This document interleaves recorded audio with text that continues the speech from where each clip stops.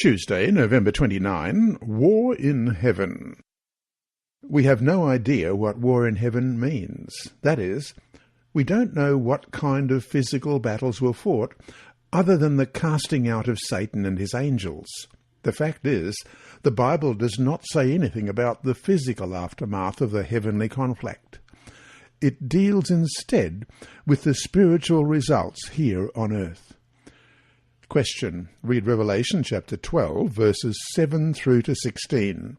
What does it tell us about the great controversy as it impacted heaven and then earth? Revelation chapter 12, beginning at verse 7. And war broke out in heaven. Michael and his angels fought with the dragon, and the dragon and his angels fought, but they did not prevail, nor was a place found for them in heaven any longer.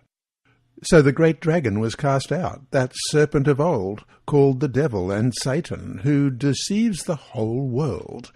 He was cast to the earth, and his angels were cast out with him. Then I heard a loud voice saying in heaven, Now salvation and strength and the kingdom of our God and the power of our Christ has come. For the accuser of our brethren, who accused them before our God day and night, has been cast down. And they overcame him by the blood of the Lamb and by the word of their testimony, and they did not love their lives to death. Therefore rejoice, O heavens, and you who dwell in them. Woe to the inhabitants of the earth and the sea, for the devil has come down to you, having a great wrath, because he knows that he has a short time. Now when the dragon saw that he had been cast to the earth, he persecuted the woman who gave birth to the male child. But the woman was given 2 wings of a great eagle, that she might fly into the wilderness to her place, where she is nourished for a time, and times, and half a time, from the presence of the serpent. So the serpent spewed water out of his mouth like a flood after the woman, that he might cause her to be carried away by the flood. But the earth helped the woman, and the earth opened its mouth and swallowed up the flood, which the dragon had spewed out of his mouth. Note the positive way that John talks about the continuing war between the accuser of our brethren and the overcomers. He links it to salvation and the coming of the kingdom of God in verses 10 and 11. This positive theme is underscored throughout the chapter and is an important aspect of the great controversy. It is crucial that we note the overall context of chapter 12.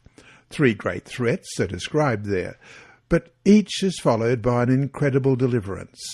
In a dramatic vision, John is shown the struggle between Christ and Satan and how totally mismatched it all appears to be. For instance, a great red dragon, that's Satan in Revelation 12:9, prepares to eat a baby, Jesus, about to be born. What baby could survive that? But he does, and is caught up to the throne of God. The dragon then attempts to persecute the mother, a symbol of the people of God, as we read in verse 13. How much can a mother who has just given birth defend herself against a dragon? But she also escapes miraculously in verse 14. In a third attempt to destroy God's chosen, the dragon causes a flood to gush out after the woman in verse 15. A woman against a flood, but again God steps in and delivers her in verse 16.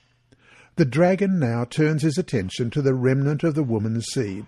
He is furious and wars against them. History clearly shows how God's people have been hunted, oppressed, and persecuted over the years. Too often we see the impossibility of the struggle and wonder how the faithful will survive, forgetting that the story does not end there. It continues in Revelation chapter 14, where we see the faithful standing before God's throne. Thus they too have been delivered. And so to finish the day, at times when you feel overwhelmed by forces greater than yourself, how can you learn to take courage in the Lord, who is greater than all things?